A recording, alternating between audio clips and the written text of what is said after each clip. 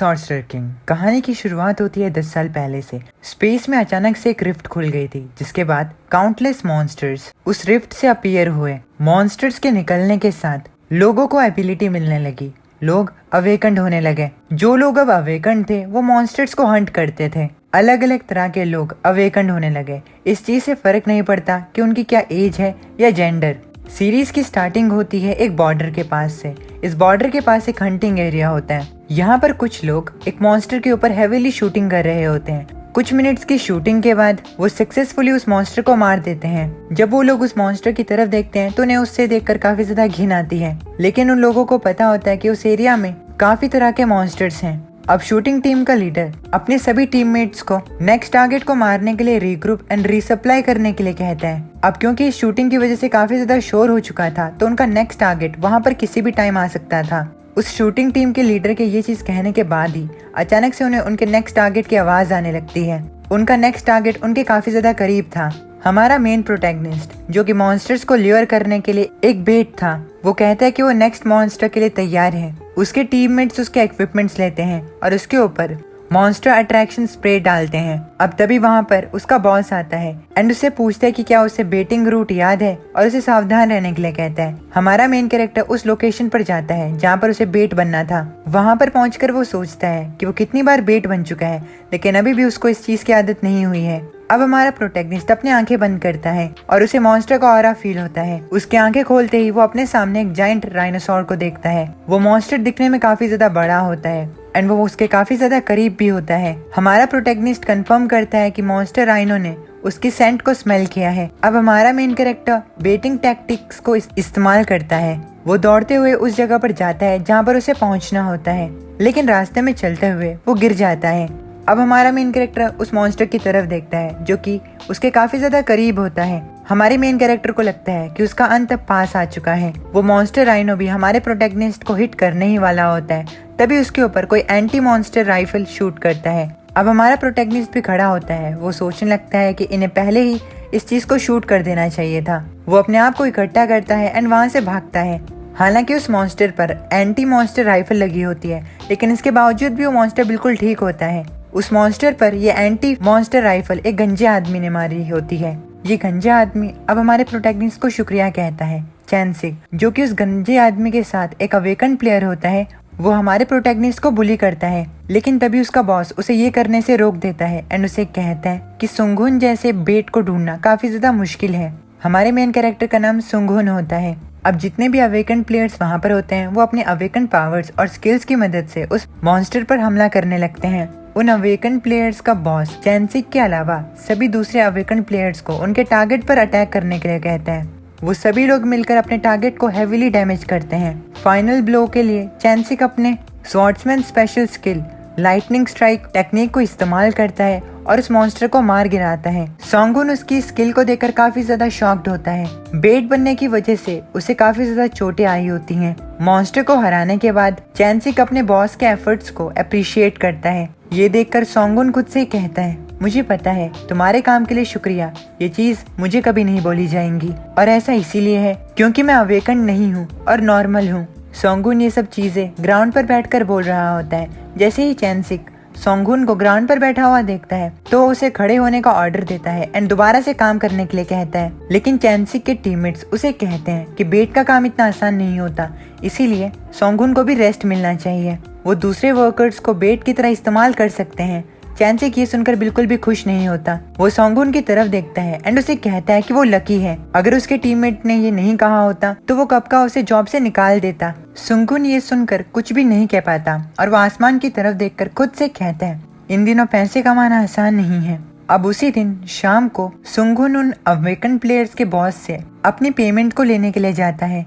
जो उन awaken players का बॉस होता है वो सुंगुन के काम को अप्रिशिएट करता है एंड उसे कहता है कि जो कुछ भी चैनसिक ने कहा उसके बारे में उसे चिंता करने की कोई जरूरत नहीं है। सुंगुन ये बात सुनकर अपने बॉस से कहता है, कोई बात नहीं। सुंगुन का बॉस उसे कहता है कि उसे बिल्कुल भी पसंद नहीं आया जिस तरीके से चैनसिक उससे बात कर रहा था। अब सुंगुन का बॉस उसे बात करने की कोशिश करता है, लेकिन सुंगुन बात को आगे नहीं बढ़ाता और वो अपने बॉस को बाय बोलकर अपनी स्कूटर की तरफ जाने लगता है।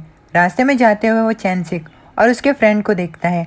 चैनसिक और उसका दोस्त सुंगुन का मजाक बनाते हैं क्योंकि सुंगुन एक म्यूजिशियन बनना चाहता था। इतना ज्यादा बुली होने के बावजूद भी सुंगुन उनसे कुछ नहीं कहता। अब सुंगुन अपने दिमाग में सोचता है कि चैनसिक जैसे लोग भी अवेकन्ड है। चैनसिक जो कि सिर्फ 20 साल का था, वो अवेकनिंग से पहले एक बदमाश और गुंडा था, लेकिन अवेकनिंग के बाद से वो अब खुद का नाम बना रहा है।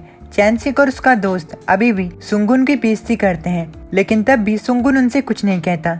अब सुंगुन अपने रास्ते में चलते हुए अपने ड्रीम की बात करता है। उसका ड्रीम था एक म्यूजिशियन बनना, इसीलिए उसने म्यूजिक को स्टडी किया। सुंगुन एक अच्छे कॉलेज से ग्रेजुएट हुआ था और इसी वजह से सुंगुन की अब ये हालत थी। सुंगुन को एक दिन के काम करने के 1.5 मिलियन वॉन मिलते हैं और वो महीने में सिर्फ 4 बार काम करता है, वो भी एक रैंडम रिप्लेसेबल एम्प्लॉय के तौर पर। सुंगुन को चिंता होती है कि अगर उसकी कोई हड्डी टूट गई तो वो पूरे महीने काम नहीं कर पाएगा। जो काम सुंगुन करता है वो जरूर दर्दनाक है, लेकिन उसके पास कोई चॉइस नहीं है। सुंगुन ये काम अपनी माँ के लिए करता है।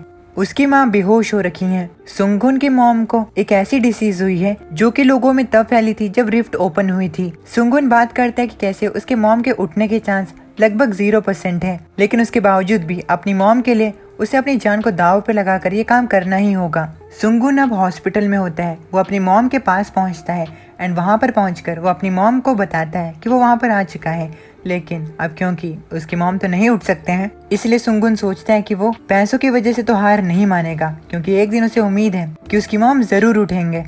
कुछ दिन बाद डीमिलिटराइज जोन में एक मॉन्स्टर अपीयर होता है। ये मॉन्स्टर दिखने में बहुत ज्यादा बड़ा और स्ट्रॉन्ग होता है। अभी मॉन्स्टर जोर जोर से चिंगाड़ने लगता है। इस सनी डे के दिन सोंगुन बाहर घूम रहा होता है। सोंगुन को देखकर एक लड़की डर जाती है, इसलिए सोंगुन उस लड़की से माफी मांगता है। सोंगुन बात करता है कि कैसे ऑलरेडी समर आ चुकी है। अब सोंगुन एक बड़ी सी टीवी स्क्रीन पर न्यूज को देखता है, जहाँ पर न्यूज रिपोर्टर नॉर्थ कोरिया की बात कर रहा होता है। वो न्यूज रिपोर्टर बात करता है कि पोर्टल इम्पैक्ट की वजह से नॉर्थ कोरिया पिछले 10 साल से एग्जिस्ट ही नहीं करता आया है। वहाँ पर रहना लोगों के लिए पॉसिबल नहीं है। अब सिर्फ वहाँ पर मॉन्स्टर्स ही बचे हैं, इसलिए अब वो उसे अपनी कंट्री का पार्ट नहीं कह सकते। सोंगुन न्यूज की तरफ देखता है एंड वो दोबारा से अपनी स्कूटर पर बैठकर वहाँ से रवाना हो जाता है। सोंगुन स्कूटर चलाते हुए सोचता है कि वो इस महीने हॉस्पिटल का बिल कैसे पे करेगा। हर महीने सोंगुन 6 मिलियन वॉन कमाता है। इस 6 मिलियन वॉन में 4 मिलियन वॉन हॉस्पिटल का बिल और उसके लाइफस्टाइल के खर्चे में निकल जाता है। हर महीने सोंगुन सिर्फ 2 मिलियन वॉन बचाता है और इस रेट पर वो कभी भी अपनी मॉम को नहीं बचा पाएगा। सोंगुन कहता है, मैं ऐसे बिल्कुल भी नहीं रह सकता। अब सोंगुन अपने दांत किटकिटाने लगता है। वो हाईवे पे अपने स्कूटर को चला रहा होता है। अब सोंगुन एक जगह पर रुकता है। वहाँ पर रुककर वो पानी पीता है। सोंगुन अपने सामने काफी ज्यादा अवेकन लोगों को देखता है। उन लोगों को देखकर वो कहता है, यहाँ पर काफी ज्यादा अवेकन लोग हैं। ये अवेकन लोग सच में हर जगह हैं। सोंगुन हंटिंग एरिया के पास होता है और इसी वजह से यहाँ पर इतने ज्यादा अवेकन लोग भी होते हैं। हंटिंग एरिया के पास ज्यादातर ऑर्डिनरी सिटीजन्स नहीं रहते। सोंगुन की कंट्री में लगभग 50,000 अवेकन लोग हैं, लेकिन क्योंकि मॉन्स्टर्स के बॉडी पार्ट काफी महंगे बिकते हैं, इसीलिए ये अवेकन प्लेयर्स ज्यादातर समय मॉन्स्टर्स को मारने में निकालते हैं। अब सोंगुन अपने ड्रीम के बारे में सोचता है। वो खुद से कहता है, मैंने 1 साल से बिल्कुल भी म्यूजिक को परफॉर्म नहीं किया है। सोंगुन ये सोचकर डिप्रेस हो रहा होता है, लेकिन तभी वो खुद को संभालता है। वो कहता है, नहीं, अभी के लिए मुझे रियलिटी पर फोकस करना होगा। इन डिप्रेसिंग थॉट से कुछ नहीं होगा। एटलीस्ट मैं अभी पैसे कमा पा रहा हूँ। हालांकि मेरी जान जो है वो जोखिम पर है। इन पैसों को मैं अपनी माँ की लाइफ के लिए कमा रहा हूँ, इसीलिए मैं यहाँ पर नहीं रुक सकता। सोंगुन ये सोचकर खुद को मोटिवेट कर लेता है एंड दोबारा से अपने हेलमेट को पहनकर दूसरी जगह निकलने के लिए रवाना होता है। तभी वो देखता है कि उसके स्कूटर का पेट्रोल खत्म हो चुका है। अब सोंगुन अपने पास ही में एक पेट्रोल पंप पर जाता है। वहाँ पर जाकर वो फ्यूल भरवाता है। सोंगुन बात करता है कि कैसे आजकल के बच्चे काफी ज्यादा ब्रेव और फियरलेस हैं। सोंगुन का पेट्रोल एक लड़की भर रही होती है। सोंगुन उस लड़की को देखकर कहता है, ये एरिया जो है वो मॉन्स्टर हंटिंग जोन है, लेकिन उसके बावजूद भी ये यहाँ पर काम कर रही है। कुछ टाइम सोचने के बाद सोंगुन कहता है, शायद ऐसा इसीलिए है क्योंकि इसे यहाँ पर ज्यादा पैसे मिलते हैं। और वो लड़की सोंगुन को बिल देती है। सोंगुन बिल पे करता है एंड वहाँ से चला जाता है। सोंगुन जाते हुए उस लड़की की बात करता है। वो लड़की काफी ज्यादा एनर्जेटिक होती है और इस तरह की एनर्जी सोंगुन ने काफी समय से नहीं देखी थी। सोंगुन खुद से कहता है, मुझे उम्मीद है कि मैं दोबारा से अपने अंदर इस फीलिंग को देख पाऊँ, लेकिन शायद ये नामुमकिन है क्योंकि अब मेरा गोल जो है वो 10 बिलियन वॉन को सेव करना है। मेरी मॉम की डिसीज को ठीक करने के लिए मुझे 10 बिलियन वॉन चाहिए। अब सोंगुन एक रैंक ए मॉन्स्टर मैनड्रैगोरा की बात करता है। ये मॉन्स्टर एक प्लांट टाइप मॉन्स्टर होता है और इस मॉन्स्टर के बॉडी पार्ट्स बहुत ही ज्यादा एक्सपेंसिव होते हैं। इसके सभी बॉडी पार्ट्स काफी ज्यादा वैल्यूएबल होते हैं, लेकिन इसके सर पर जो फूल लगा होता है वो सबसे ज्यादा कीमती होता है क्योंकि ये हर तरह के बीमारी को ठीक कर सकता है। और वो फ्लावर ही सिर्फ सोंगुन की मॉम की बीमारी को ठीक कर सकता है। अब क्योंकि इतनी ज्यादा रेयर मेडिसिन है इसीलिए इसकी कीमत 10 बिलियन है। अब जब सोंगुन इस चीज के बारे में सोच ही रहा होता है तभी उसको आवाज आती है। वो आसमान की तरफ देखता है एंड कहता है आखिर किस तरह की साउंड है। सोंगुन आसमान में देखता है, आसमान में एक बहुत बड़ा टैंक उड़कर सोंगुन की तरफ ही गिर रहा होता है। ये देखकर सोंगुन काफी ज्यादा घबरा जाता है। वो अपने स्कूटर पर एक्सीलेटर देता है एंड वहां से जाने लगता है। सोंगुन खुद से कहता है आखिर स्काई से कैसे गिर रहा है। अब वो टैंक जाकर उस पेट्रोल पंप पर गिरता है जिसकी वजह से वो पूरा पेट्रोल पंप फट जाता है। इस धमाके की वजह से सोंगुन भी उड़ने लगता है। सोंगुन अपनी हालत को देखता है, वो आसमान में होता है। अब सोंगुन नीचे जमीन पर गिरता है। नीचे गिरते हुए वो अपनी मॉम के बारे में सोचता है। सोंगुन की आंखें खुलती हैं, वो अपने आप को एक अजीब सी जगह पर पाता है। सोंगुन के सामने एक बहुत बड़ा मॉन्स्टर होता है। सोंगुन खुद से कहता है ये क्या है, क्या मैं चीजें देख रहा हूँ। सोंगुन के सामने जो मॉन्स्टर होता है वो हंस रहा होता है। वो मॉन्स्टर कहता है ये कितना अमेजिंग लेकिन एंटरटेनिंग है। एक ह्यूमन जो है वो मेरे लेवल तक पहुंच चुका है। सोंगुन उस मॉन्स्टर को देखकर कहता है क्या मैं सपना देख रहा हूँ। लेकिन रुको, मुझे उस मॉन्स्टर का नाम पता है। वो मॉन्स्टर ब्लैक ड्रैगन अकालुमैन है। सभी ड्रैगन्स के बीच में ब्लैक ड्रैगन अकालुमैन एक ऐसा बेमिसाल जीव है जिसने की डेमीगॉड्स के ऊपर भी अपनी सुपीरियोरिटी को प्रूव किया है। वो ब्लैक ड्रैगन एक वॉरियर से बात कर रहा होता है। वो ब्लैक ड्रैगन कहता है मॉर्टल्स की सुपीरियोरिटी जो है वो सभी बीइंग्स के लिए अलाउड है, लेकिन एक इंसान का मुझे इस हद तक चोट पहुंचाना, दुनिया में सच में क्या क्या भरा है, ये सच में कितना एंटरटेनिंग है। डैमेज की बात सुनकर सोंगुन हैरान हो जाता है। वो कहता है इतने बड़े ड्रैगन को कोई डैमेज पहुंचा पाया, लेकिन ऐसे कैसे हो सकता है। अब तभी सोंगुन को एक दूसरे वॉरियर की आवाज आती है। वो वॉरियर कहता है बिना किसी शक के ये सच में काफी ज्यादा एंटरटेनिंग था। वो वॉरियर अकालुमैन को कुकू कहता है। उस वॉरियर की हालत काफी ज्यादा खराब होती है। वो ब्लैक ड्रैगन से कहता है कुकू अब हमें और ज्यादा मजा नहीं आएगा, ये थोड़ा निराश कर देने वाला है, लेकिन हम इसमें कुछ नहीं कर सकते। उस वॉरियर को देखकर सोंगुन को लगता है कि पहले भी उसने उस वॉरियर को देखा है, लेकिन वो उसे नहीं जानता। अकालुमैन उस वॉरियर से कहता है ये बहुत ज्यादा बदकिस्मती की बात है, मैं हमेशा हमेशा के लिए एंटरटेन होना चाहता था, लेकिन अब ऐसा नहीं हो सकता। सबसे सुपीरियर होने के बावजूद भी तुम मौत को रोक नहीं सकते। ये सुनकर वो वॉरियर कहते हैं हालांकि अकालुमान अभी भी मेरे पास एक ट्रम्प कार्ड बचा हुआ है। ये सुनकर अकालुमैन कहते हैं वो रीइंकार्नेशन मैजिक जो कि तुमने इन्वेंट किया था, हालांकि क्या तुम्हें लगता है कि वो तुम्हें इतने बुरे समय से निकाल पाएगा। अब वो वॉरियर मरते हुए कहता है तुम्हें जब तक जिंदा रहना है तुम रहो, एक दिन मैं तुम्हें जरूर ढूंढूंगा। ये सुनकर अकालुमैन उसे कहता है मुझे उस दिन का इंतजार रहेगा। सोंगुन रीइंकार्नेशन मैजिक की बात सुनता है एंड वो काफी ज्यादा कंफ्यूज्ड होता है। अकालुमैन अब अपने एक हमले को प्रिपेयर करने लगता है। हमला प्रिपेयर करते हुए वो उस वॉरियर का नाम लेता है। उस वॉरियर का नाम कुराटोरॉस होता है और वो एक ग्रेट सॉर्सरर होता है। अब अकालुमैन कुराटोरॉस पर अपने हमले को इस्तेमाल करता है, जिसके बाद कुराटोरॉस की मौत हो जाती है। सोंगुन अभी भी इस चीज को देखता है एंड वो काफी ज्यादा कंफ्यूज्ड होता है कि आखिर ये क्या चीजें चल रही हैं। उसके सामने एक बहुत बड़ा धमाका होता है। सोंगुन को अभी भी समझ में नहीं आता। वो खुद से कहता है मुझे अभी भी पता नहीं चल रहा कि क्या हो रहा है, ऐसा बिल्कुल भी नहीं लगता है कि मैं मर चुका हूँ। सोंगुन का सर काफी ज्यादा दर्द होने लगता है। अब उसकी आंखें खुलती हैं एंड उसके सामने वो काफी ज्यादा फ्लेम्स को देखता है। अब सोंगुन अपने हाथ को देखता है जिससे खून निकल रहा होता है। सोंगुन अभी भी जिंदा होता है। वो खुद से कहता है आज पक्का मैं अपनी जान को खो देता। इतनी सब परेशानी के बाद मैं आखिरकार रीइंकार्नेट हो चुका हूँ और अब देखो मैं ऐसी जिंदगी जी रहा हूँ। सोंगुन ये सब इसीलिए कह रहा होता है क्योंकि अब उठने के बाद उसे अपने पास्ट लाइफ की सभी मेमोरीज याद आ चुकी होती हैं। सोंगुन बताता है कि कैसे वो एंशिएंट ड्रैगन अकालुमान के साथ फाइट करते हुए मारा गया। अकालुमैन एंड कुराटोरॉस यानी कि सोंगुन की पिछली लाइफ वाला नाम, इन दोनों की एक बहुत भयानक फाइट होती है और फाइट में कुराटोरॉस मारा जाता है। सोंगुन के साथ जो अभी इंसिडेंट हुआ था उसकी वजह से उसके पास्ट की सभी मेमोरीज आ जाती हैं। सोंगुन खुद से कहता है ये सोचना कि ग्रेट सॉर्सरर कुराटोरॉस मेरी पिछली लाइफ थी, ये सोचना थोड़ा अजीब है क्योंकि मेरी प्रीवियस लाइफ की मेमोरीज और करंट लाइफ की मेमोरीज जो हैं वो अब मिक्स हो चुकी हैं। सोंगुन अपने आसपास देखता है, सब जगह तबाही मच चुकी होती है। सोंगुन अपने हाथ पैर हिलाता है एंड चेक करता है कि उसकी हड्डी तो नहीं टूटी। लकीली सोंगुन को ज्यादा चोटें नहीं लगी होती, हालांकि उसका काफी ज्यादा खून बह चुका होता है, लेकिन उसकी हड्डियां भी नहीं टूटी होती। सोंगुन खुद से कहता है मैंने रीइंकार्नेशन लाइफ को इस्तेमाल किया नई लाइफ को पाने के लिए, लेकिन ये सोचना मैं अपनी लाइफ को इतने ज्यादा घटिया तरीके से जी रहा था ये मुझे थोड़ा उदास करता है। अब सोंगुन खड़ा उठता है एंड खड़ा उठकर वो पहले अपने माना को फ्लो करने का ट्राई करता है। सोंगुन अपने माना को फ्लो करने का ट्राई करता है एंड वो लकी होता है क्योंकि उसका माना सक्सेसफुली फ्लो कर पा रहा होता है। सोंगुन ये देखकर खुश होता है। अब अचानक से सोंगुन की बॉडी चमकने लगती है सुंगुन की बॉडी आकाशीय सिस्टम के साथ कनेक्ट हो जाती है। सुंगुन ये देखकर थोड़ा कंफ्यूज्ड होता है, उसकी अवेकनिंग स्टार्ट होने लगती है एंड फाइनली सुंगुन भी अवेकन कर जाता है। सुंगुन ये देख हैरान एंड कंफ्यूज्ड होता है। 10 साल पहले जब पोर्टल्स फर्स्ट टाइम अपीयर हुए थे तो पोर्टल के अंदर एक बीइंग था जिसने कि खुद को आकाशा का डायरेक्टर बताया और वो इंसानियत के साथ बातें करने लगा। आकाशा डायरेक्टर जो है वो रैंडमली लोगों को अवेकन करने के लिए चूज करता था। एक्सपीरियंस मिलने पर लोग लेवल अप करते हैं एंड वो स्किल्स को यूज कर सकते हैं। सुंगुन कहता है ये सोचना कि एबिलिटी मुझ पर भी अप्लाई हुई थी, शायद ऐसा इसीलिए है क्योंकि मेरी सोल और फिजिकल बॉडी जो है वो कम्प्लीटली डिफरेंट एंटिटीज हैं। ये बीइंग जो कि खुद को आकाशा डायरेक्टर बताता है वो ओरिजिनली अर्थ से नहीं है। अब सुंगुन अपने स्टेटस विंडो को देखता है। उसकी स्टेटस विंडो में वो अपने माना को चेक करता है। उसका माना थोड़ा इंक्रीज हो चुका होता है। सुंगुन अपने माना को इंक्रीज हुआ देखकर कहता है क्या जो चीज मैंने अभी की ये उसकी वजह से इंक्रीज हुआ है?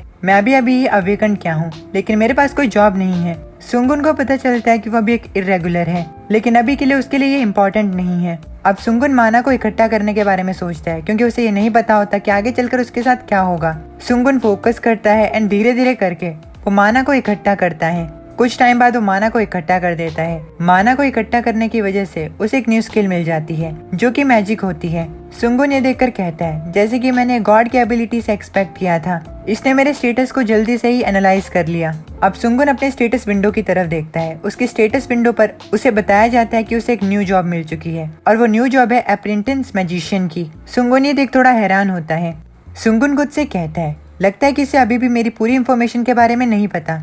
इसका मतलब ये है कि मेरे स्टेटस विंडो के पास ये इन्फॉर्मेशन नहीं है कि मेरे पास मेरे प्रीवियस लाइफ की सारी मेमोरीज हैं। मुझे नहीं पता कि ये गॉड की एबिलिटी है या फिर गॉडली एबिलिटी।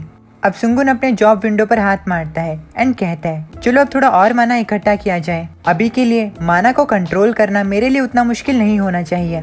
कुछ टाइम बाद सुंगुन देखता है कि उसका माना स्टेटस जो है वो 0.01% से परमानेंटली इंक्रीज हो चुका है। ये देखकर सुंगुन खुश होता है एंड वो कहता है बहुत बढ़िया, रिजल्ट्स जो है वो अभी के अभी आ गए।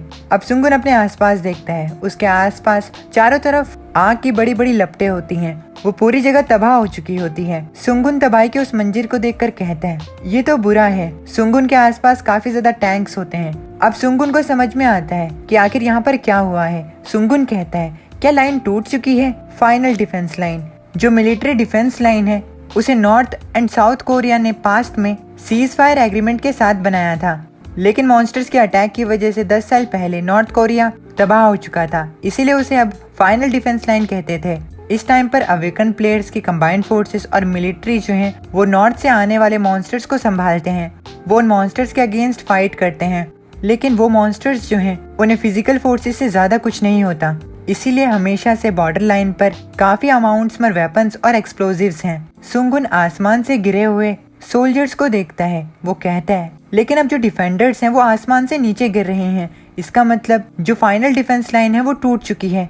अब सुंगुन उसी पेट्रोल पंप वाली लड़की के पास जाता है। सुंगुन बात करता है कि शायद अब वो मॉन्स्टर अपीयर हो चुका है जो कि डिफेंस को तोड़ सकता है। सुंगुन उस पेट्रोल पंप वाली लड़की की आंखें बंद कर देता है क्योंकि उसकी मौत हो चुकी होती है। सुंगुन फाइट करने के बारे में भी नहीं सोच सकता था क्योंकि ये चीज उसके लिए अभी के लिए नामुमकिन थी। सुंगुन बात करता है कि ऐसा भी नहीं है कि वो यहाँ के डेड लोगों को भी जिंदा कर पाए और इसीलिए सुंगुन अभी के लिए यहाँ से जाने के बारे में सोचता है। अब तभी सुंगुन आगे देखता है। आगे एक बक्सा पड़ा होता है जिसके अंदर रेड कलर के क्रिस्टल्स होते हैं जिन्हें कि सुंगुन कोर कहता है। सुंगुन इस बक्से के पास जाता है एंड उन्हें उठाता है। ये कोर जो थी वो काफी ज्यादा एक्सपेंसिव बिक सकती थी, इसलिए सुंगुन उन्हें उठा लेता है। कुछ टाइम बाद सुंगुन को पता लगता है कि शायद ये कोर का बॉक्स यहाँ पर इसलिए पड़ा होगा क्योंकि कोर के ट्रांसपोर्टेशन के दौरान धमाका हुआ होगा जिसकी वजह से ये उड़ के यहाँ पर आ गए होंगे।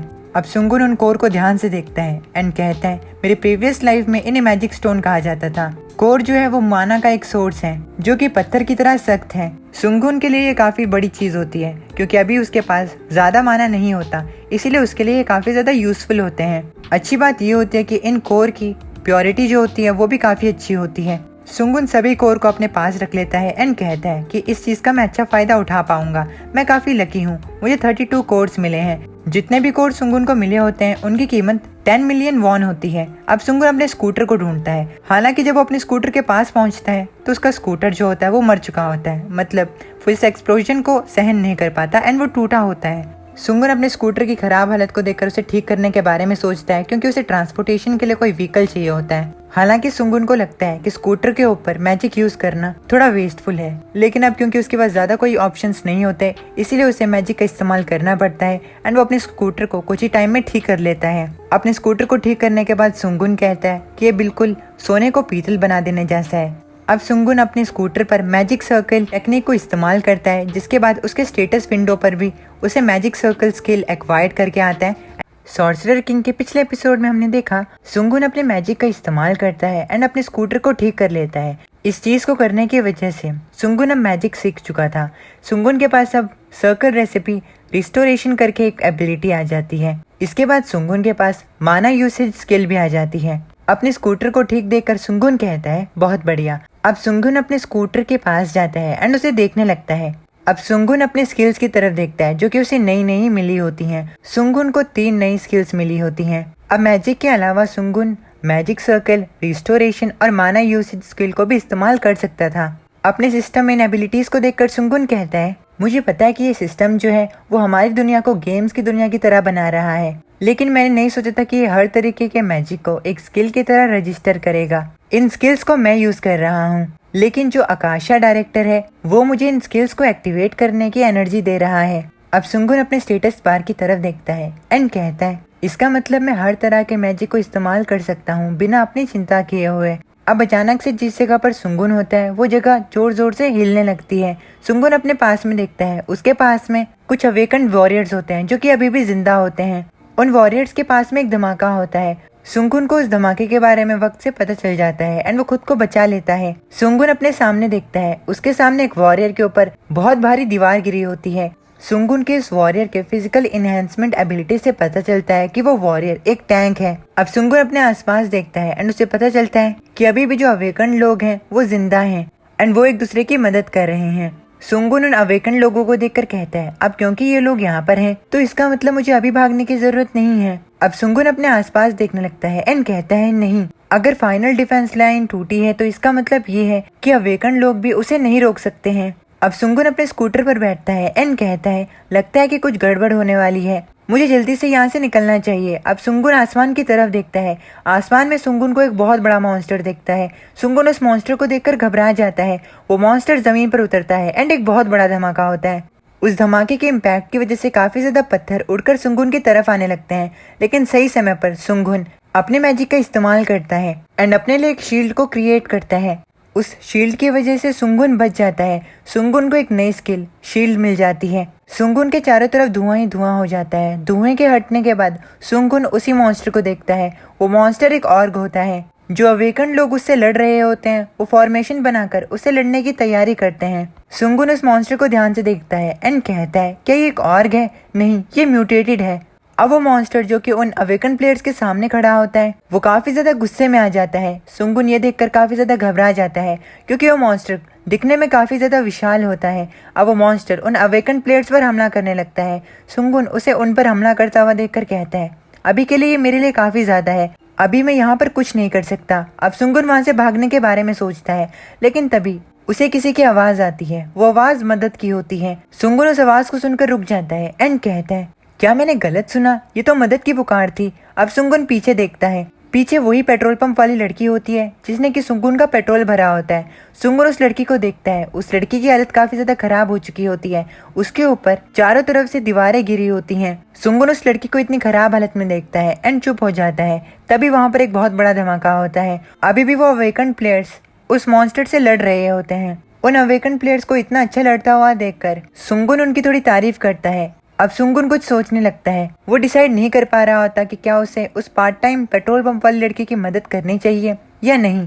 अब सुंगुन अंत में डिसाइड करता है कि वो उस लड़की की मदद करेगा, इसलिए वो उस लड़की के पास जाने लगता है।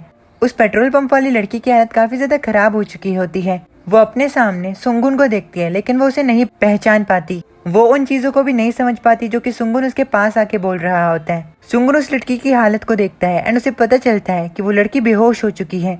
उसके ऊपर दीवार गिरने से उसका काफी ज्यादा खून बह चुका होता है। सुंगुन उस लड़की को बचाने के लिए उन दीवारों के अंदर जाने के बारे में सोचता है, लेकिन उसके लिए उतनी जगह नहीं होती। इसीलिए सुंगुन अब उन दीवारों को उठाने के बारे में सोचता है।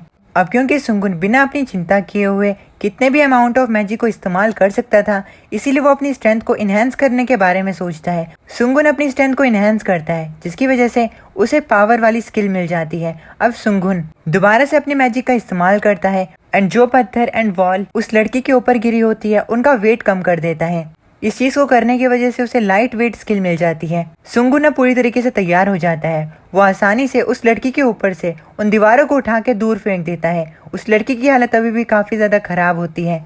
उन वॉल्स को दूर फेंकने के बाद सुंगुन के अंदर जोश आ जाता है। अब सुंगुन उस लड़की को देखता है। उस लड़की की हालत काफी ज्यादा नाजुक होती है। सुंगुन कहता है कि उसके पास ज्यादा समय नहीं है। अब सुंगुन उस लड़की की चोटों को ठीक करने के लिए दोबारा से अपनी मैजिक को इस्तेमाल करता है एंड उस लड़की को हील करने लगता है। इस चीज की वजह से उसे हीलिंग स्किल मिल जाती है। लकीली वो लड़की अभी भी सांस ले रही होती है एंड उसकी ब्रीथिंग भी स्टेबल होती है। अब सुंगुन उस लड़की को उठाता है। लो लेवल मैजिक होने की वजह से सुंगुन उस लड़की को पूरी तरीके से ठीक नहीं कर पाता, लेकिन वो जितना कर सकता था वो उस लड़की को उतना ठीक कर देता है। अब सुंगुन उन अवेकन लोगों की तरफ देखने के बारे में सोचता है, क्योंकि अभी भी उनकी फाइट चल रही होती है।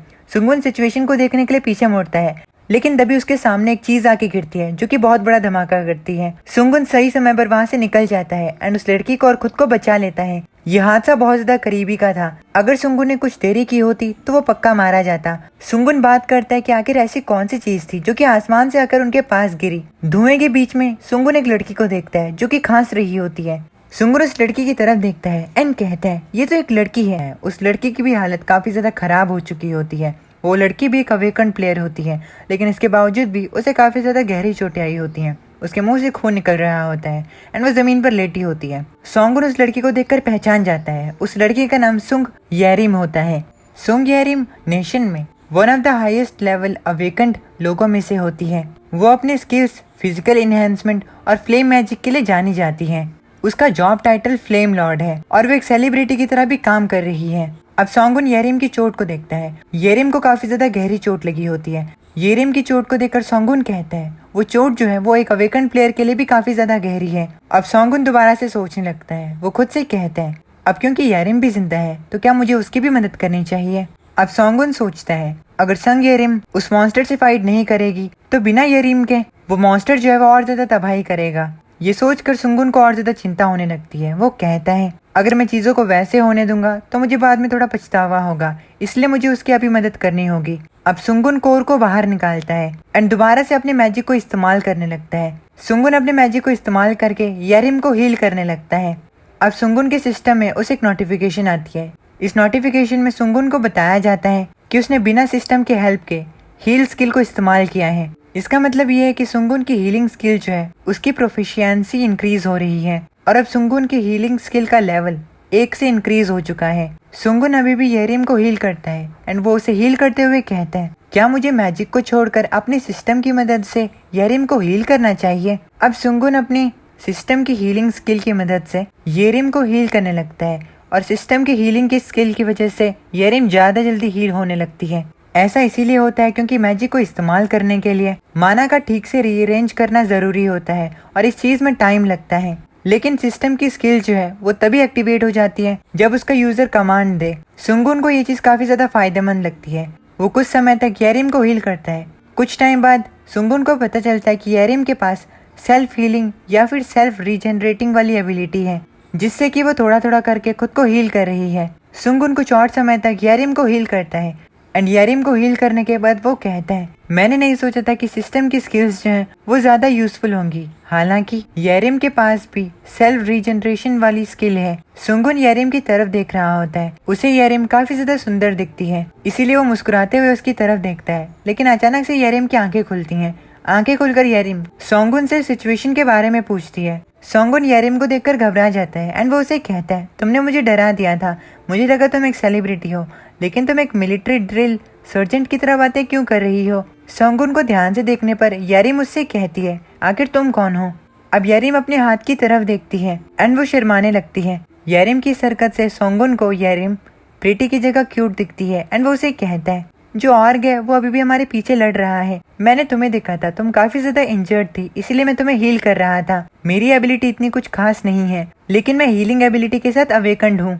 येरिम सोंगुन की बात सुनकर उसे कहती है ठीक है, उसका अटैक जो था उसने मेरे डिफेंस को तोड़ दिया था। येरिम अपने फटे हुए कपड़े को देखती है एंड अब खड़ी होकर सोंगुन को शुक्रिया कहती है। येरिम सोंगुन को बताती है कि इस मदद के बदले वो उसे कंपनसेशन दे देगी। येरिम सोंगुन को उसे बाद में कांटेक्ट करने के लिए कहती है और उसे ये भी कहती है तुमने मुझे कहा कि तुम लो लेवल हो, तुम्हें भाग जाना चाहिए क्योंकि एनिमी जो है वो काफी ज्यादा स्ट्रांग है। सोंगुन येरिम की बात सुनता है। येरिम अब उस मॉन्स्टर से लड़ने के लिए जा रही होती है। जाते हुए सोंगुन येरिम से कहता है ओ हाँ। अब येरिम अपने फ्लेम एबिलिटी को यूज करके वहाँ से चली जाती है। सोंगुन उसकी एबिलिटी को देखकर काफी ज्यादा इम्प्रेस्ड हो जाता है। येरिम की ये एबिलिटी एक हाई लेवल अवेकनिंग एबिलिटी होती है और ये काफी ज्यादा पावरफुल भी होती है। अब सोंगुन उस पेट्रोल पंप वाली लड़की को उठाता है एंड कहता है मुझे अपनी पीठ की चिंता करने की जरूरत तो नहीं पड़ेगी, है ना। अब सोंगुन पीछे मुड़ता है एंड उन अवेकन प्लेयर से कहता है जब तक मैं अपनी ओरिजिनल पावर को रिस्टोर नहीं कर लेता तब तक तुम डिफेंड करने में अपना बेस्ट दो। वो अवेकन लोग अभी भी उस मॉन्स्टर से लड़ रहे होते हैं लेकिन वो मॉन्स्टर भी अभी हार नहीं मानता एंड वो उनसे फाइट कर रहा होता है। कुछ टाइम बाद सोंगुन उस लड़की को हॉस्पिटल लेकर आता है। उस लड़की की आंखें खुलती हैं एंड ठीक होकर वो लड़की सोंगुन को शुक्रिया कहती है। सोंगुन उस लड़की से कहता है मैं बस सही चीज कर रहा था, इसलिए तुम्हें इस चीज के बारे में चिंता करने की कोई जरूरत नहीं। वो लड़की सोंगुन से कहती है आखिर तुम्हारा इससे क्या मतलब है, तुमने मेरी जान बचाई है। सोंगुन कहता है लेकिन तब भी अच्छी बात यह है कि तुम्हें कुछ नहीं हुआ। उस लड़की का नाम यूनहे होता है। यूनहे के पेरेंट्स वहाँ पर आते हैं। यूनहे की इस खराब हालत को देखकर उसके मॉम काफी ज्यादा रोते हैं। यूनहे के पेरेंट्स उसके पास आते हैं, उसे गले लगाते हैं एंड उसे कहते हैं कि उन्होंने तो पहले ही उसे उस डेंजरस प्लेस पर काम करने से मना किया था। सोंगुन माँ बाप के इस प्यार को देखकर काफी ज्यादा खुश होता है एंड वो एक स्माइल करता है। इस स्माइल के साथ सोंगुन हॉस्पिटल के उस रूम को छोड़कर बाहर चला जाता है। बाहर जाकर सोंगुन न्यूज देखता है। न्यूज में बताया जा रहा होता है कि लगभग उस ऑर्क का लेवल 80 है और अभी तक वो ऑर्क नहीं मारा गया है। और वो न्यूज रिपोर्टर सभी को लाइव रिकॉर्डिंग दिखाता है। सिचुएशन अभी भी काफी ज्यादा खराब होती है। येरिम और दूसरे अवेकन प्लेयर्स अभी भी उस मॉन्स्टर से लड़ रहे होते हैं। सभी लोगों को बताया जाता है कि ये फाइट फाइनल डिफेंस लाइन के पास में गैस स्टेशन में हो रही है। सोंगुन उस न्यूज में येरिम को देखता है एंड उसे येरिम की थोड़ी चिंता होने लगती है लेकिन वो खुद को संभालता है एंड कहता है अभी के लिए मुझे पहले खुद की चिंता करनी चाहिए। सोंगुन वहाँ से जाने लगता है। जाते हुए सोंगुन कहता है एक बार अगर मैं अपनी मदर की डिसीज को ठीक कर लूं और अपनी ओरिजिनल पावर को रिकवर कर लूं तब मेरी नई शुरुआत जो है वो शुरू होगी।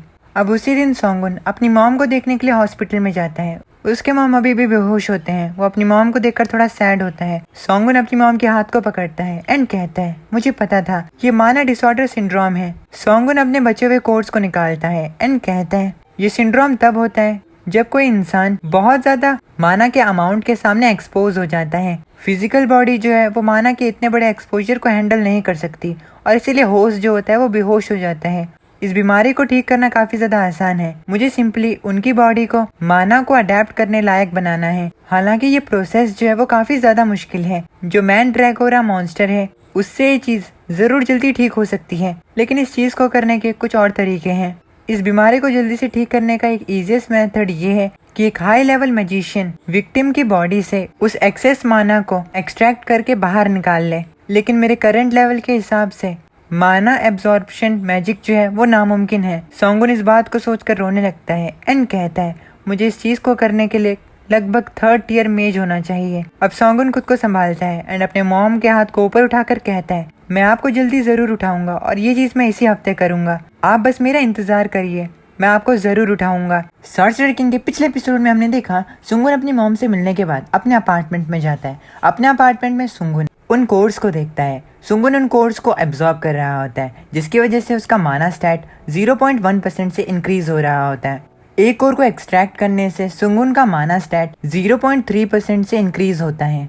सुंगुन इस चीज को देखकर कहता है मुझे पता था कि ये काम करता है। मैं लो ग्रेड माना कोर से माना को एक्सट्रैक्ट कर सकता हूँ लेकिन ये चीज मैं सिर्फ 3 बार ही कर सकता हूँ और उसके बाद वो माना कोर टूट जाएगा। मतलब ये होता है कि पर कोर मेरे माना को 0.3% से इंक्रीज करेगा। सुंगुन एक और माना कोर को उठाता है एंड कहता है हालांकि ये वेस्टफुल है लेकिन यही सबसे ज्यादा एफिशिएंट तरीका भी है। अब सुंगुन उस माना कोर को भी एक्सट्रैक्ट करने लगता है जो कि उसके हाथ में होता है। अब कुछ टाइम तक सुंगुन अपने माना कोर्स को एक्सट्रैक्ट करता है जिसके बाद उसके स्टैट्स में उसका माना इंक्रीज हो जाता है। सुंगुन अपने स्टेटस को देखकर कहता है फाइनली मेरा माना 15 हो चुका है। अब सुंगुन अपने नेक्स्ट स्टेज की तैयारी करता है। सुंगुन कुछ बड़ी बड़ी शीट्स को लेता है एंड उनके ऊपर अपने माना कोर्स को रख देता है।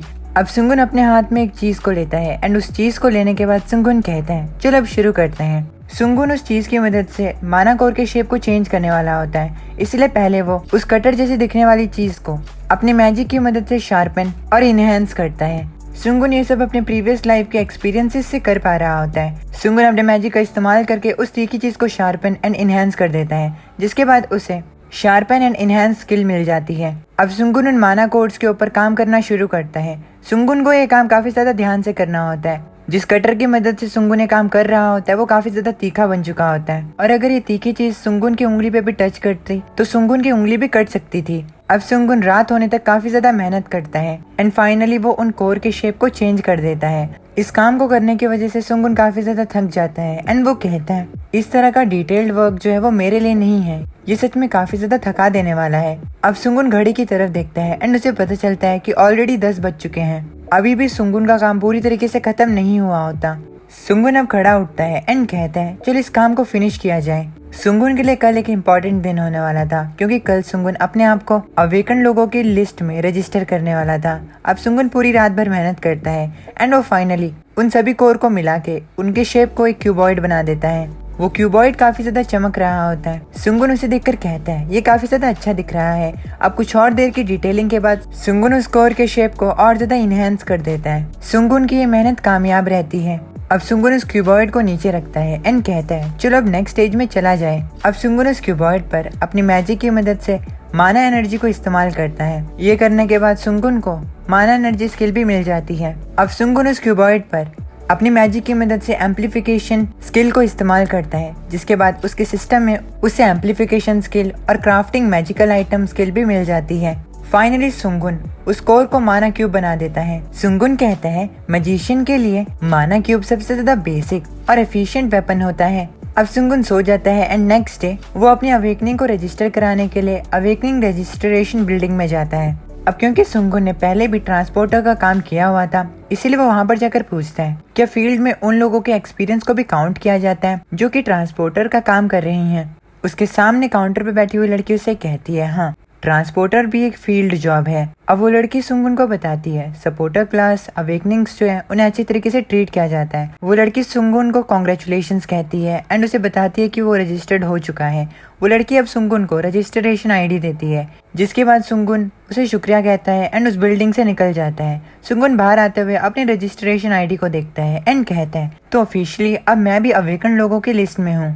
अब सुंगुन अपने पास में एक शॉप को देखता है एंड उस शॉप को देखने के बाद वो कहता है लेकिन अगर मेरे पास मॉन्स्टर पार्ट से क्राफ्टेड इक्विपमेंट नहीं हुए तो कोई भी ऐसा नहीं सोचेगा कि मैं भी अवेकन्ड हूँ। अब सुंगुन सबसे ज्यादा सस्ती इक्विपमेंट खरीदने के बारे में सोचता है।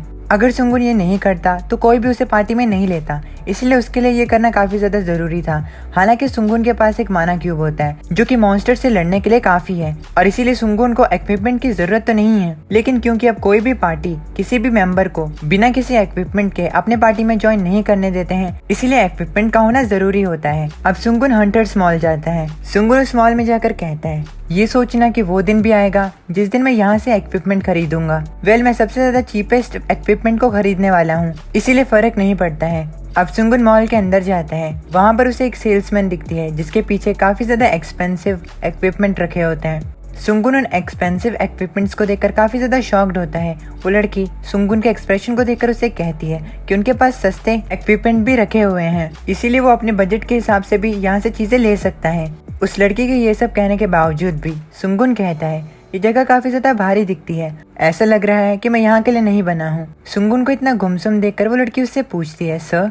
सुंगुन उसे कहता है कि वो ठीक है। अब सुंगुन उस लड़की से कहता है क्या तुम मुझे सपोर्टर के लिए इक्विपमेंट दिखा सकती हो। अब वो लड़की सुंगुन को अपने साथ ले जाने लगती है। सुंगुन उसे कहता है कि मुझे कुछ चीप खरीदना है। अब वो लड़की सुंगुन को एक लाइट वेट सेट दिखाती है। ये लाइट वेट सेट एक आर्मर होता है। हालांकि एक सपोर्टर फाइट नहीं करता है, लेकिन उसके बावजूद भी ये आर्मर अपने प्राइस पर काफी अच्छी क्वालिटी प्रोवाइड कर रहा होता है। सुंगुन को पहली नजर में ही वो पसंद आ जाता है एंड कहता है ये तो थोड़ा इंटरेस्टिंग लग रहा है। अब सुंगुन इस आर्मर को पास से देखता है एंड अपने मन के अंदर कहता है इस आर्मर को मैजिक से इंचांट किया गया है, लेकिन वो मैजिक जो है वो काफी ज्यादा सिंपल है। और वो सेल्स वुमेन सुंगुन को बताती है कि उनके ब्रांड के इक्विपमेंट जो है वो माना रिकवरी से इंचांटेड है, इसलिए काफी ज्यादा सपोर्टर्स उनके प्रोडक्ट्स को खरीदते हैं। सुंगुन उस लड़की की बात सुनकर अपने मन के अंदर कहता है ये इनकंसिस्टेंट और अननेचुरल है, अब सुंगुन अपने आसपास और ज्यादा इक्विपमेंट को देखता है एंड अपने मन के अंदर कहता है यहाँ पर ज्यादातर इक्विपमेंट्स जो हैं उन्हें सेम मैजिक लेवल से इंचेंट किया गया है। मुझे नहीं लगता है कि मैं अपने करंट लेवल पर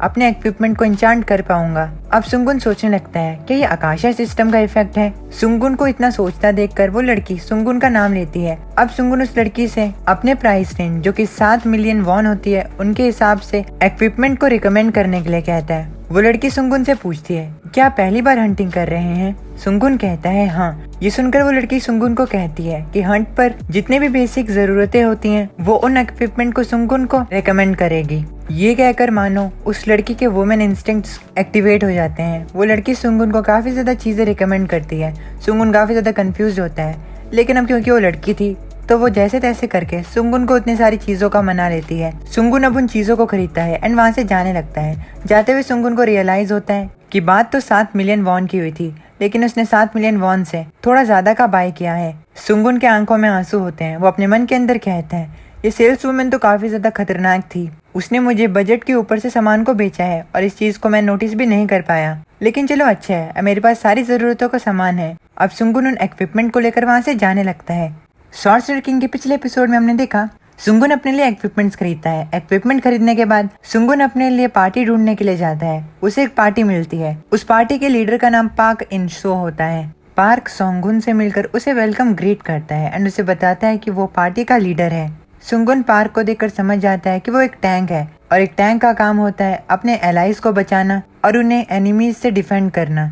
ज्यादातर पार्टी का लीडर एक टैंक होता है और ये चीज एक अच्छे रीजन के लिए ही होती है। सुंगुन पार्क से मिलकर हैंडशेक करता है एंड उसे कहता है कि तुमसे मिलकर अच्छा लगा। अब पार्क सुंगुन को उसके दूसरे टीममेट से मिलवाता है। उसकी दूसरी टीममेट एक लड़की होती है जो कि उनकी टीम की हीलर भी होती है। पार्क सुंगुन को हीलर से इंट्रोड्यूस करवाता है। सुंगुन हीलर की तरफ देखता है। हीलर सुंगुन को कहती है अगर तुम्हें कुछ काम ना हो तो प्लीज मुझे अकेला छोड़ देना।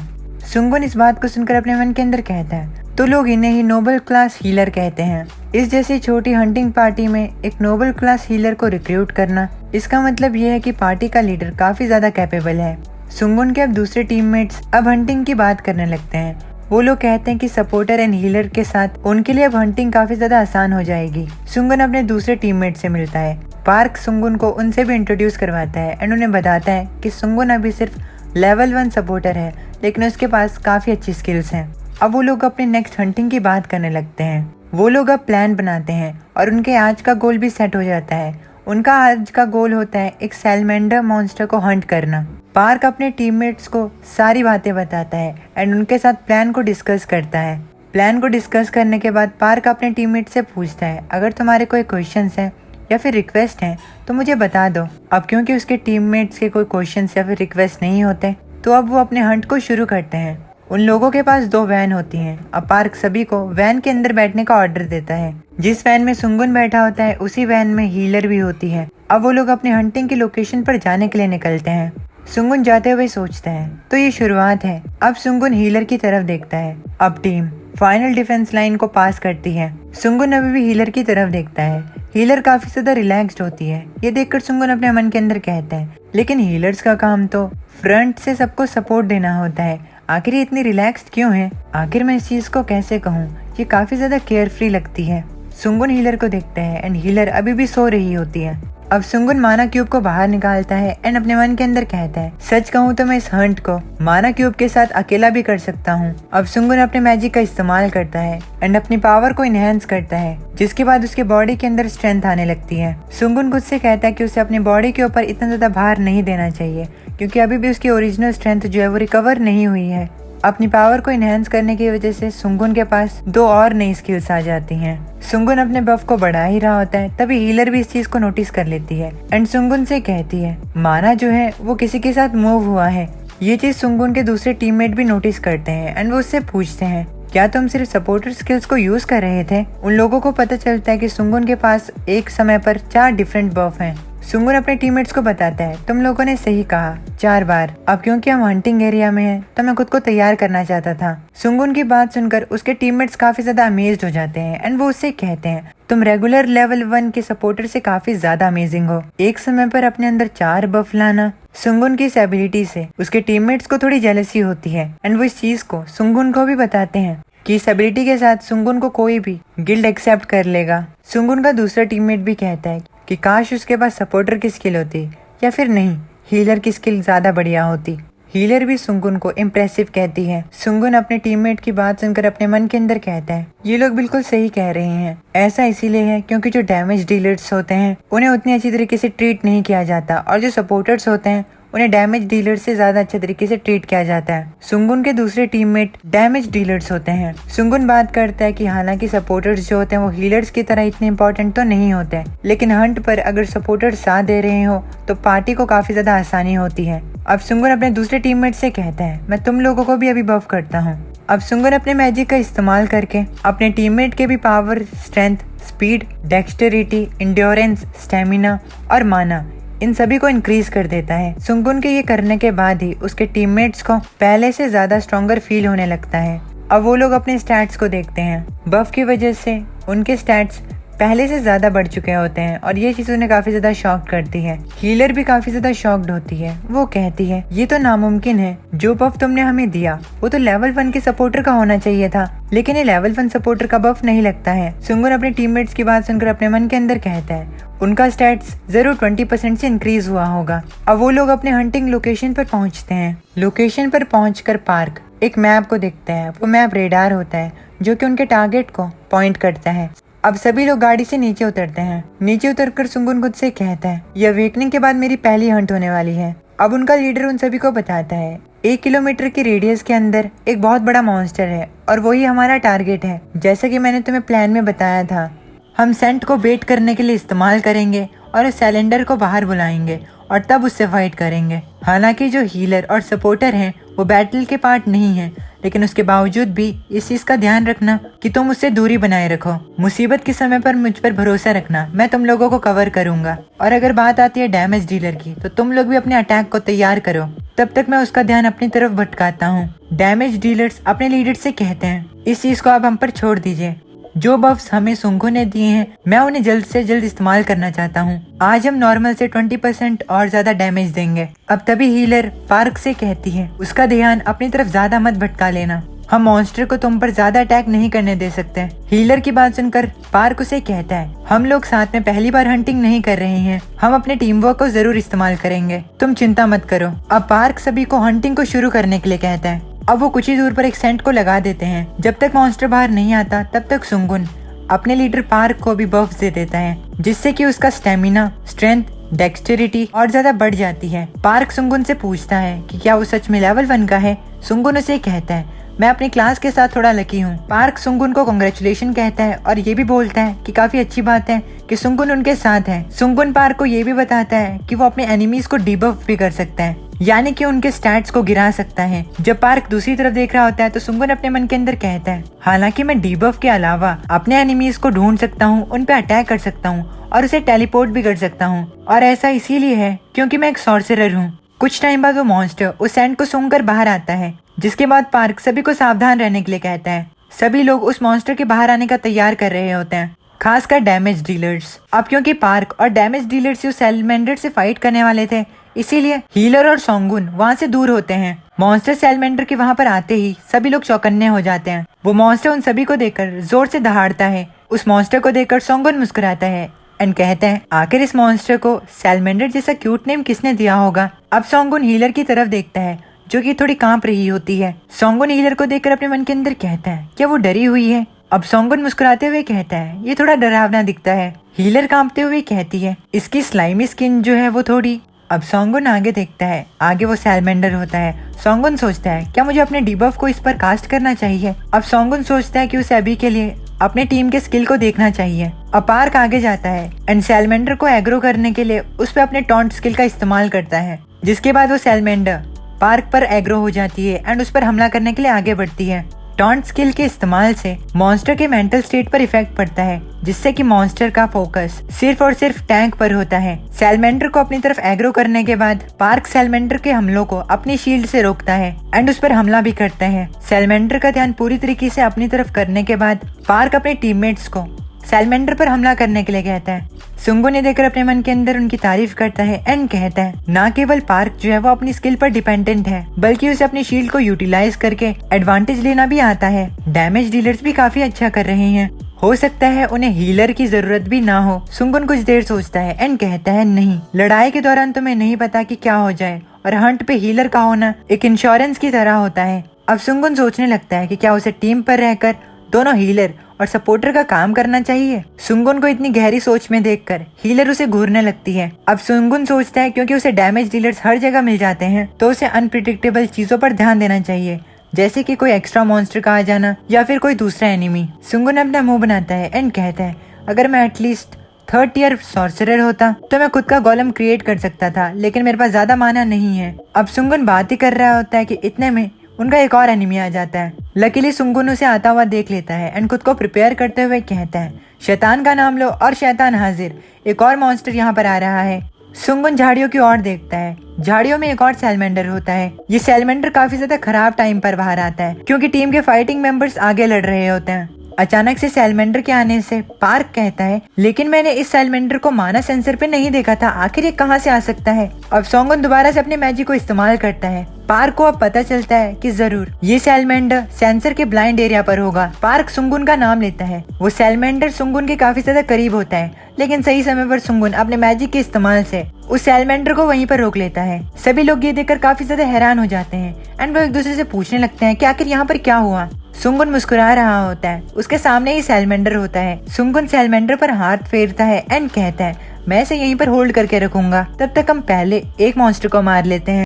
सॉर्सरर किंग के पिछले एपिसोड में हमने देखा एक और मॉन्स्टर आकर टीम पर हमला कर देता है, लेकिन लकीली सुंगुन उस मॉन्स्टर के पास जाता है एंड उसे वहीं पर रोक देता है। कुछ समय बाद टीम उन दोनों मॉन्स्टर्स को मार देती है, जिसके बाद उन मॉन्स्टर्स की डेड बॉडीज को कवर किया जाता है बेचने के लिए।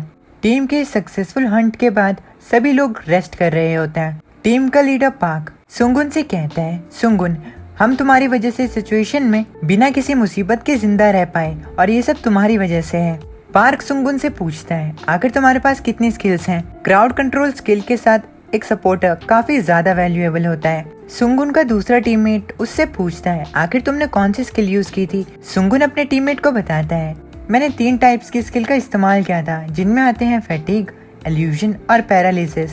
सुंगुन की इस बात को सुनकर उसका दूसरा टीममेट कहता है कि तुम सच में लेवल 1 पर हो, क्योंकि तुम्हारे इन स्किल्स के बिना भी तुमने सिचुएशन को काफी ज्यादा अच्छी तरीके से हैंडल किया, बिल्कुल एक एक्सपर्ट की तरह। सुंगुन का दूसरा टीममेट उसे बताता है कि उसे लगा था कि सुंगुन जो है वो बिल्कुल वेटरन की तरह है, जो कि काफी ज्यादा हंट्स पर जा चुका है। टीम का लीडर पार्क भी कहता है तुम लोगों ने बिल्कुल सही कहा, सुंगुन की बदौलत हम सरवाइव कर पाए। शुक्र है कि मेरी गलती जो है उसकी वजह से हमें भारी नुकसान नहीं हुआ। मुझे पहले से ही इस जैसे सिचुएशन के लिए प्रिपेयर कर लेना चाहिए था। ये सब सेंसर की स्मॉल रेडियस की वजह से हुआ है। अब टीम का लीडर हीलर और सुंगुन से माफी मांगने लगता है। हीलर पार्क से कहती है कि वो ठीक है। सुंगुन पार्क से कहता है मैं भी ठीक हूँ, तुम्हें चिंता करने की कोई जरूरत नहीं है। अगर मैं ये काम नहीं भी करता तब भी तुम हमें अच्छी तरीके से कवर कर लेते। हालांकि क्योंकि ये मेरी फर्स्ट हंट है, इसलिए मैं भी कुछ स्किल्स को इस्तेमाल करना चाहता था। पार्क को सुंगुन की बात सुनकर काफी अच्छा लगता है। सुंगुन के दूसरे टीममेट भी उसे शुक्रिया कहते हैं एंड उसे बताते हैं कि एक सपोर्टर जिसके पास क्राउड कंट्रोल स्किल है उसे एक मेगा गिल्ड जो है वो सेकंड्स के अंदर ही रिक्रूट कर लेगी। उसके टीममेट उसे बताते हैं कि वो सुंगुन से थोड़ा जेलस हैं और उसे ये भी सजेशन देते हैं कि स्ट्रेंजर्स के साथ पार्टिंग करने से बढ़िया उसे अच्छी टीम में जाना चाहिए, जहाँ पर कंसिस्टेंट मेंबर कॉम्पोजिशंस हो। सुंगुन के टीममेट उससे कहते हैं कि उसे इस चीज के बारे में नहीं पता है। सुंगुन उन्हें कहता है मुझे इस चीज के बारे में पता है, मैं काफी समय से एक ट्रांसपोर्टर की तरह फील्ड में काम कर चुका हूँ। ये सुनकर उसके टीममेट कहते हैं ओह ऐसी बात है तो हमें और ज्यादा समझाने की जरूरत नहीं है। हीलर इस बात को सोचने लगती है कि एक ट्रांसपोर्टर। अब पार्क सुंगुन से कहता है मुझे लगता है तुम्हारे पास ऑलरेडी एक प्लान है, आखिर तुम क्या करने वाले हो। टीम के दूसरे मेंबर सुंगुन की ट्रांसपोर्टर वाली बात पर बात करने लगते हैं। अब वो सभी लोग दोबारा से सुंगुन को शुक्रिया कहते हैं एंड टीम का लीडर पार्क सभी से अब पूछता है कि क्या उनके पास इनफ माना है तो सभी लोग बताते हैं कि उनके पास लगभग 70 to 80% माना बचा हुआ है। पार्क सुंगुन से भी इस चीज के बारे में पूछता है तो सुंगुन मुस्कुराते हुए कहता है कि उसके पास भी काफी हद तक माना है। ये सुनकर उसके टीममेट कहते हैं कि काफी ज्यादा अमेजिंग बात है। उसके टीममेट बात करने लगते हैं कि क्या सुंगुन के पास एक इनसेन माना पूल है। वो लोग ऐसा इसलिए कह रहे होते हैं क्योंकि पहले ही सुंगुन ने पार्टी में सभी को बफ किया होता है। उसके बाद उसने क्राउड कंट्रोल स्किल को भी इस्तेमाल किया होता है मॉन्स्टर्स पे, लेकिन उसके बावजूद भी सुंगुन कह रहा है कि उसके पास काफी माना है। नॉर्मली जो क्राउड कंट्रोल स्किल होती है वो काफी ज्यादा माना को यूज करती है, इसीलिए सुंगुन का ये कहना कि उसके पास सफिशिएंट माना है काफी हैरान करता है। सुंगुन अपने टीममेट्स की बात सुनकर थोड़ा कंफ्यूज्ड होता है। दूसरी ओर हीलर जो कि चुपके चुपके सुंगुन को देख रही होती है, वो सुंगुन से बात करने का एक मौका ढूंढ रही होती है। सुंगुन हीलर को उसकी तरफ घूरता हुआ देख लेता है एंड खुद से कहता है कि आखिर वो उसे ऐसा क्यों घूर रही है, क्या उसे कुछ बात करनी है। दूसरी ओर हीलर होती है जिसे नहीं पता होता कि उसे क्या करना है, क्योंकि उसी ने ही सुंगुन को उससे बात करने के लिए मना किया होता है। सुंगुन को काफी ज्यादा अनकंफर्टेबल फील हो रहा होता है। अभी भी हीलर सुंगुन को ही घूर रही होती है एंड वो कहती है कि शायद अभी भी बात करने के लिए ज्यादा देर नहीं हुई है। अब तभी टीम का लीडर पार्क हीलर से पूछता है कि क्या उसके पास भी समय है। हीलर इस चीज का जवाब हाँ में देती है और पार्क सभी से कहता है अब क्योंकि सभी लोगों ने एग्री कर लिया है तो चलो हंट को कंटिन्यू करते हैं, और तब तक हंट करते हैं जब तक उनका माना खत्म नहीं हो जाता। टीम पूरे जोश के साथ पूरे दिन तक हंट करती है। अब काफी ज्यादा रात हो जाती है एंड वो लोग मॉन्स्टर्स के डेड बॉडीज को बेचने के लिए एक शॉप पर जाते हैं। शॉप का ओनर भी मॉन्स्टर्स की इतनी ज्यादा क्लीन डेड बॉडीज को देखकर काफी इम्प्रेस्ड होता है, क्योंकि इन जैसी क्लीन बॉडीज को देखे हुए उसे काफी ज्यादा समय हो गया था। उस शॉप ओनर के इम्प्रेस होने का एक और रीजन ये होता है कि टीम ने बहुत ज्यादा क्लीन तरीके से मॉन्स्टर्स को मारा होता है। मॉन्स्टर की पूरी स्किन क्लीन होती है और सिर्फ हेड पर ही एक चोट होती है। अब वो शॉप का ओनर टीम के लीडर से पूछता है कि क्या वो लोग शूटिंग प्रैक्टिस कर रहे थे। पार्क शॉप के ओनर से कहता है कि उन्होंने काफी ज्यादा मेहनत की है बिना किसी डैमेज दिए हुए हंटिंग करने में, और इसीलिए इसके ऊपर एक्स्ट्रा कैश तो बनता है। शॉप का ओनर भी कहता है कि ऑफ कोर्स उन्हें एक्स्ट्रा कैश जरूर मिलेगा। अब वो शॉप का ओनर उनसे पूछता है कि क्या उन्होंने अपने हंटिंग मेथड को चेंज किया है या फिर कुछ और। अब वो शॉप का ओनर डेड बॉडीज को ध्यान से देखता है एंड कहता है कि वो नॉर्मल से 15% ज्यादा देंगे इन डेड बॉडीज के। ये बात सुनकर पार्क के चेहरे पर एक मुस्कुराहट आ जाती है। सुंगुन भी इन सभी बातों को सुन रहा होता है और इस चीज को देख रहा होता है। पार्क थोड़ा हैरान होता है क्योंकि 15% बहुत ज्यादा होता है। शॉप का ओनर पार्क को बताता है कि बिल्कुल उन्हें इस चीज के हित नहीं मिलेंगे, और ऐसा इसीलिए है क्योंकि मॉन्स्टर की बॉडी अनडैमेज्ड है, इसलिए उसकी बॉडी काफी ज्यादा तरीके से यूज की जा सकती है। अब वो शॉप का ओनर पार्क से ये तक कहता है कि क्या वो अगली बार से इस तरीके की क्लीन मॉन्स्टर की डेड बॉडी सिर्फ यहाँ ला सकता है या नहीं। पार्क उसे कहता है कि वो बिल्कुल इस चीज को कर सकता है। सुंगुन इस बात को सुनकर मुस्कुराते हुए कहता है अगर मैंने अपने मोरल सेंसर का इस्तेमाल किया होता तो मैं ये भी बता पाता कि वो आदमी झूठ बोल रहा है या नहीं। सुंगुन कहता है कि अभी मोरल सेंसर मैजिक को यूज करना उसके लिए काफी ज्यादा हो जाएगा, उसके करंट लेवल के हिसाब से ये थोड़ा इनकन्वीनियंट है। सुंगुन बात करता है कि उसे जल्दी करनी होगी और टियर 2 मेज बनना होगा। सारे पैसों की डिस्कशन हो जाती है, पार्क को सारे पैसे मिल जाते हैं एंड वो लोग अब उस शॉप से जाने लगते हैं। सुंगुन जाते हुए बात करता है कि उनका पार्टी लीडर काफी ज्यादा एक्सपीरियंस लगता है, इसीलिए वो जरूर शॉप से तो स्कैम नहीं हुआ होगा। अब पार्क बाहर जाकर अपनी टीम से मिलता है एंड जितने भी पैसे उन्हें मिले होते हैं उनको बराबर बांटने की बात करता है। कुछ टाइम की कैलकुलेशन के बाद पार्क अपने टीममेट्स को बताता है कि पे आउट में थोड़ा सा गैप होगा। अब पार्क पूरी कैलकुलेशन बताता है एंड उन्हें कहता है कि क्योंकि उन्होंने 10 सैलमेंडर्स को मारा है और क्योंकि हर सैलमेंडर 15 मिलियन वॉन में बिका है, इसलिए उन्हें टोटल 150 मिलियन वॉन मिले हैं। ये सुनकर मानो टीम की दिवाली आ जाती है। वो लोग काफी ज्यादा खुश होते हैं एंड बात करते हैं कि ये तो बिल्कुल भी रियल नहीं लगता है। पार्क अपने टीममेट्स को बताता है कि ऐसा इसीलिए है क्योंकि मॉन्स्टर की डेड बॉडी अनडैमेज थी और इसीलिए प्राइस जो थी वो ऊपर चले गई थी। ये सब हुआ है सुंगुन की वजह से। सुंगुन की वजह से ही उन्हें 4 टाइम्स ज्यादा पैसे मिल रहे हैं। अब सुंगुन हीलर की तरफ देखता है जो कि काफी ज्यादा अमेज्ड होती है इस अमाउंट से। हीलर को अमेज देखकर सुंगुन मुस्कुराता है। अब उनकी टीम का लीडर उन्हें कहता है कि क्योंकि उन्हें इतना ज्यादा अमाउंट में मनी मिला है तो वो जरूर घर खुश होकर जाएंगे। अब टीम का लीडर पैसों को बांटता है। सबसे पहले बारी होती है हीलर की। पार्क हीलर के पास जाता है एंड उसे कहता है हम हीलर को 40% देंगे क्योंकि यही एवरेज इंडस्ट्री रेट है ना। इस चीज पर दूसरे मेंबर्स हामी भरते हैं। हीलर ये सुनकर कुछ बोलने की कोशिश करती है लेकिन वो नहीं बोल पाती। हमेशा की तरह वो दोनों डैमेज डीलर्स बात करते हैं कि काश वो लोग भी हीलर होते हैं। डैमेज डीलर्स को पार्क 20% देता है क्योंकि इंडस्ट्री रेट यही होता है। पार्क अपनी बात करता है एंड कहता है मैं 30% लूंगा, लेकिन सिर्फ इसी बार मैं 20% लूंगा। मेरे 10% जो है वो मैं सुंगुन को दूंगा, जिससे कि अब मुझे सुंगुन को 20% देने हैं। सुंगुन ये सुनकर शॉक्ड हो जाता है। डैमेज डीलर्स पार्क की बात सुनकर कहते हैं हम लोग भी ऐसा ही करेंगे, हम पार्क की वजह से काफी ज्यादा सेफली हंट कर पाए हैं। डैमेज डीलर सुंगुन से कहते हैं अब क्योंकि हम ज्यादा तो नहीं कर सकते, लेकिन हम तुम्हें कम से कम 2% देंगे। इस चीज पर दूसरा डैमेज डीलर भी हामी भरता है। सुंगुन अपनी टीम के दूसरे मेंबर को शुक्रिया कह रहा होता है और इस बीच हीलर बोलने की काफी ज्यादा कोशिश करती है। अब हीलर भी फाइनली बोल देती है। हीलर कहती है कि वो सिर्फ 10% लेगी, हालांकि उसने कुछ नहीं किया, लेकिन क्योंकि वो हीलर की तरह रिक्रूटेड है इसलिए वो इतना तो डिजर्व करती है। हीलर की ये बात सुनकर सभी लोग कंफ्यूज्ड हो जाते हैं। सुंगुन हीलर की तरफ देखता है।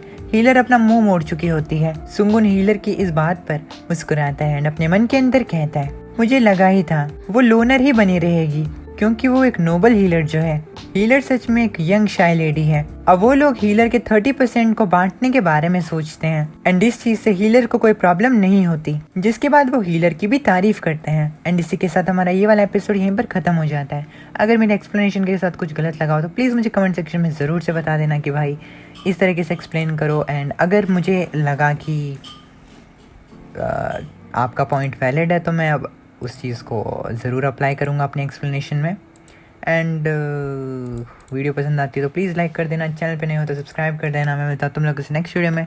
एंड हाँ भाई, अगर तुम लोग यार मेरे कोई वो जो मैं कॉमिक कर रहा हूँ उसे तुम कंटिन्यू करते हो तो यार क्रेडिट दे दिया करो, पहली बात।